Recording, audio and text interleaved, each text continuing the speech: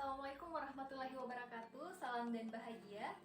Perkenalkan, nama saya Fradila Rustam, mahasiswi Universitas Sarjana Tata Mahasiswa dari Kolaka Utara, Sulawesi Tenggara.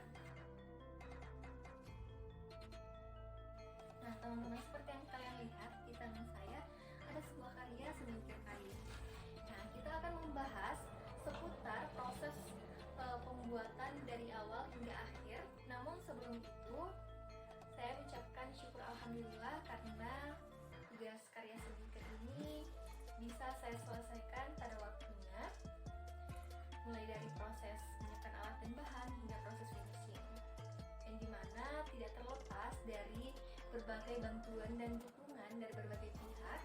Terutama saya ucapkan terima kasih banyak kepada Pak Sugiamin SSNM selaku dosen pembimbing mata kuliah seni ukir kayu, dan juga terima kasih kepada kedua orang tua, keluarga, serta kerabat yang turut serta juga membantu dan memberikan dukungan kepada saya sehingga saya bisa menyelesaikan tugas mata kuliah seni ukir kayu semester ini.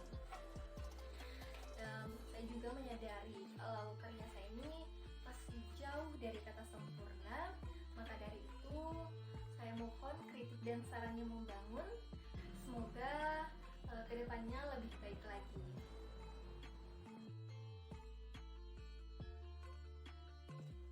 Nah, dalam seni ukir kayu ini saya memilih motif siliran patran atau daun.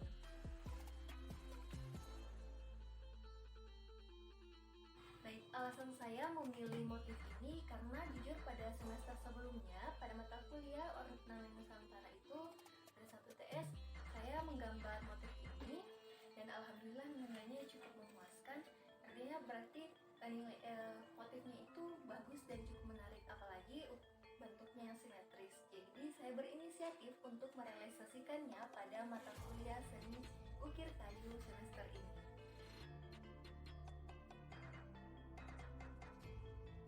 Nah, pertama-tama saya menggambar motif di kertas ukuran A3.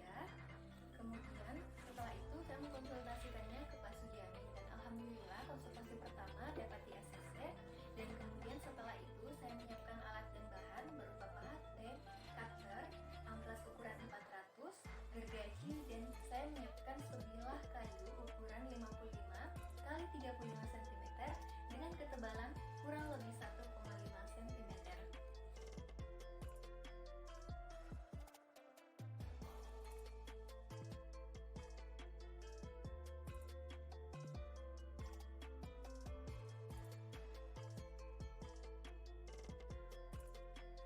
Nah, kemudian saya membuat pola atau desain pada kayu yang ada menggunakan pensil.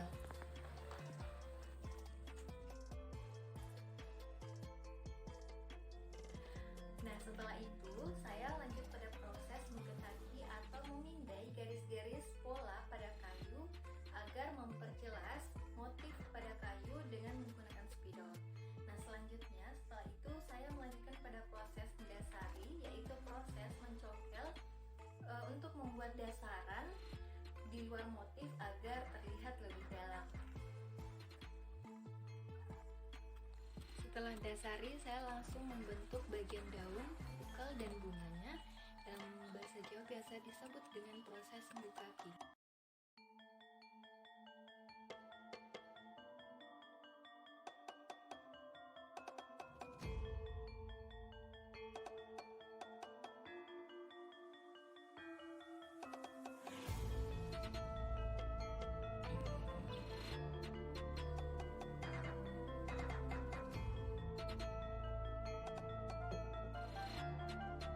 Kemudian saya merapikan bagian ukiran yang menurut saya masih kurang dan lanjut pada proses pengemplasan, di mana pada proses ini bertujuan agar ukiran ini terlihat lebih halus dan lebih bersih.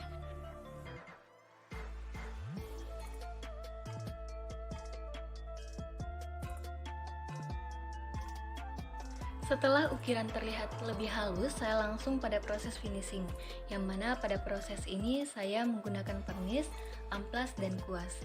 Tahap pertama saya mengamplas bagian ukiran agar lebih halus lagi, kemudian sisa kotoran dan debu saya bersihkan menggunakan kuas.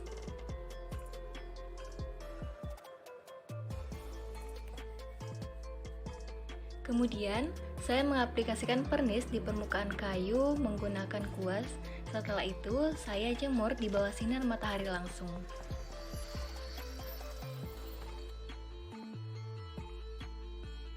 Pengaplikasian pernis ini saya lakukan sebanyak 3 lapis, dan setelah kering, seni ukir kayu motif stiliran patran atau daun ini pun selesai.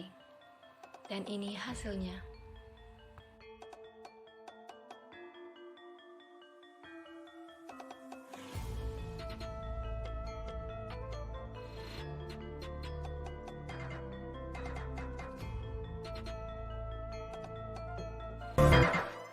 Jujur, ini adalah pengalaman pertama saya dalam mengukir, dan ada beberapa kesulitan dan kesalahan yang saya lakukan selama proses pembuatan seni kayu ini. Yang pertama itu, di daerah saya cukup sulit menemukan seseorang yang ahli di bidang ini, dan akhirnya sehingga menemukan alatnya atau sifatnya itu cukup sulit, dan jikapun ada agak jauh jaraknya, sehingga saya memutuskan untuk mengorder si pahatnya ini di online shop dengan estimasi pengiriman kurang lebih seminggu. Nah, waktu ini pun juga menghambat dalam proses pembuatan seni ukir kayu saya. Dan kemudian kesulitan yang kedua adalah, jujur ini adalah kayu kedua yang saya pilih, karena kayu pertama itu ukurannya cukup kecil dan ada bagian yang bolong, sehingga jika kita ukir itu pasti kurang maksimal. Dan kemudian kesulitan yang ketiga itu pada saat mengukir ada pahat yang patah. Nah, kesalahan saya di sini, saya tidak mengapas dan tidak memperhatikan ketajaman dari si pahat ini, sehingga akibatnya juga ada bagian ukiran yang patah, dan apalagi yang bagian-bagian kecilnya. Tapi akhirnya saya memutuskan untuk melemnya dengan menggunakan lem yang ada, yaitu lem fox. Kemudian ini sih dibilang bukan kesulitan namun kesalahan. Nah, kesalahan saya yaitu pada saat proses pengampasan, dimana pada proses pengampasan saya cuma menggunakan satu ukuran, yaitu ukuran 400. Jadi hasilnya pun kurang maksimal.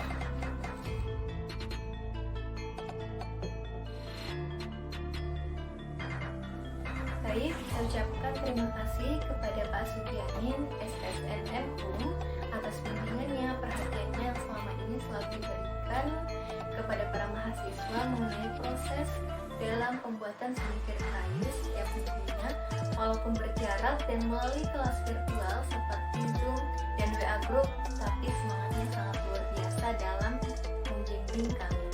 Kemudian juga terima kasih kepada kedua orang tua yang selalu memberikan doa dan supportnya selama ini, sehingga saya bisa menyelesaikan tugas dari mata kuliah seni ukir kayu. Dan juga terima kasih kepada teman-teman atas antusias dan semangatnya dalam berkarya. Nah, jika ada teman yang mengirimkan proses pembuatannya di WA Group itu, saya juga merasa termotivasi dan semangat lagi untuk melanjutkan atau berkarya dalam seni ukir kayu ini.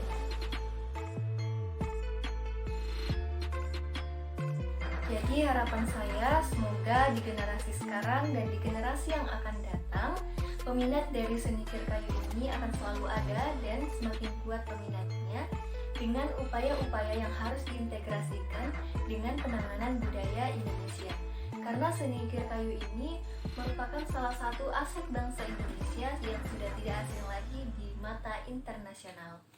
Nah, sekian dari saya, semoga dapat bermanfaat bagi kita semua, dan untuk kedepannya agar lebih baik lagi, mohon kritik dan sarannya. Akhir kata, jika ada jarum yang patah, jangan simpan dalam laci. Jika ada kata yang salah, jangan simpan di dalam hati. Wassalamualaikum warahmatullahi wabarakatuh. Salam dan bahagia.